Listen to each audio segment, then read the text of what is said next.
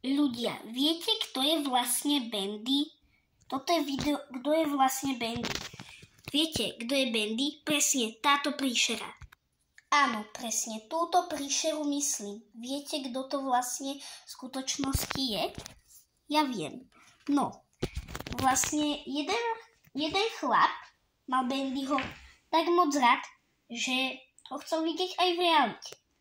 No a potom tak urobil rituál, ktorým ho chcel vyvolať, no ale nepodarilo sa to a vznikol Ink Bendy. Presne tento Ink Bendy. Áno, presne toto. Ink Bendy vznikol. Ten sa vedel teleportovať cez steny, takými portálmi atramentovými. No a keď si bol proste blízko neho, no tak ten Ink Bendy, no tak na stenách boli také stopy po atramente. No a potom, no tak vznikol Beast Bendy, presne táto príšera. To je Beast Bendy.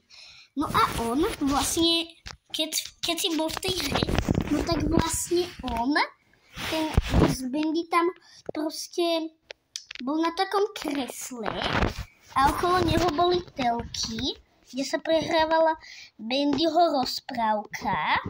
Tu si pozrite v ďalšom videu, tu možno tiež natočím.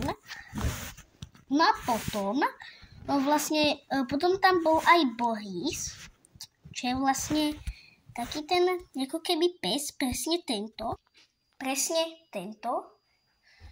No a on bol dobrý a potom sa nejako potopil v inku, proste v tom atramente, no a zomrel. No a potom tak ste jeho mŕtvolu mohli nájsť v inku zavesenú na takej ako keby drevenej doske. No a potom tak tam bol aj taký podobný Bendymu, ale so sekerou. Neviem, jak sa volá, ale bol to presne tento. Čakajte. Áno, tento. A on bol so sekerou. No a vlastne on mal takú masku. A to v skutočnosti bola táto príšera. Áno, to bola takáto nejaká príšera.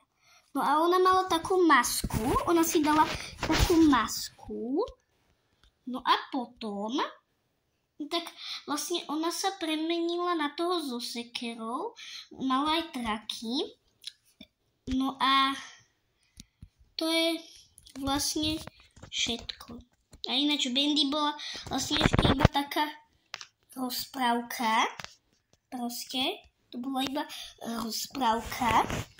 A vlastne ešte v tej rozprávke tak sa tam objavila Alica. Presne táto. No a pápa u ďalšieho videa.